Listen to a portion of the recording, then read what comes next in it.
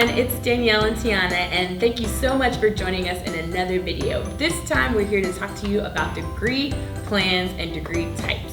When you're talking about having a successful transfer, degree types are going to be really important to you to make sure that you can do well and succeed in your next school, but they're a little confusing. Yeah, and we're actually going to feature another alumni story on their experience with transfer, so make sure you stay tuned in this video to hear from them.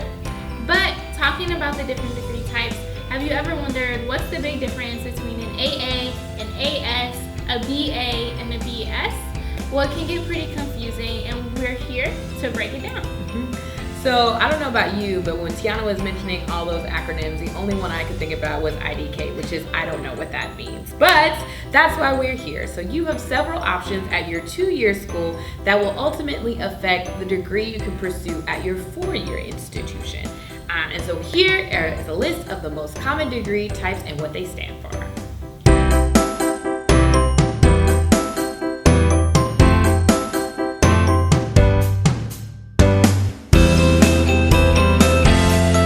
If you plan to major in computer science at the University of Houston, you're most likely going to have to take math and science classes at your 2-year school, which is also known as pursuing an Associates of Science degree plan. And understanding the degree type that you would ultimately like to attain at your 4-year institution is really helpful to make sure that you're taking the right classes at your 2-year college and also that they'll transfer. So one of the most important things as you're preparing your transfer plan is to meet with the credit evaluators at both campuses, the one you're currently attending and the one that you are applying to attend for your bachelor's degree. Why that's important is first to make sure your credits will transfer so you're not wasting your time or your money, and to make sure that you're able to get in to the college of your choice. For example, if you're wanting to go to University of Houston for a business degree, you need a 3.0 GPA and 60 credit hours from your 2-year college to get accepted into the business college at University of Houston. So both really great reasons why you want to check in with your counselors on each campus. So make sure you do that. So comparing your classes from one college to the other is called an articulation agreement, and you can look online at any class that you're taking to ensure that it's going to transfer to your other institution in Texas. So enough of us chatting. We know you want to hear from the alumni about their transfer process and how they made sure their degree plans worked. So let's hear from them.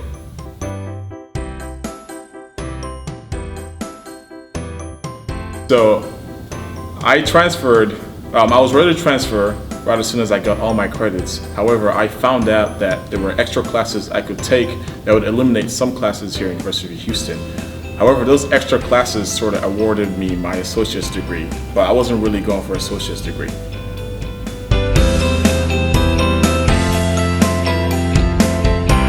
So after asking a few of my friends, family, I decided that I wanted to do engineering, but I wasn't sure what type of engineering I wanted to do.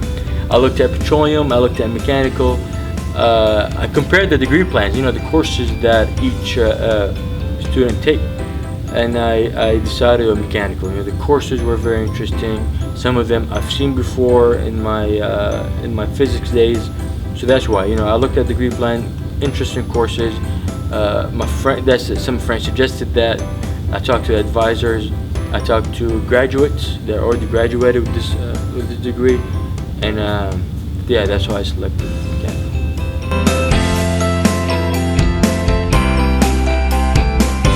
Step number 1 is make sure you want to go to University of Houston. Step number 2 is find out which school is easier for you to transfer from to University of Houston. Specifically, if you live in Houston, I'm guessing it's ACC. Go talk to an advisor, let them know that you want to transfer over so they can give you the current transfer transcript for University of Houston, because they always change it every year. Hopefully we haven't completely freaked you out or overwhelmed you with too much information about transferring and degree plans, etc., etc.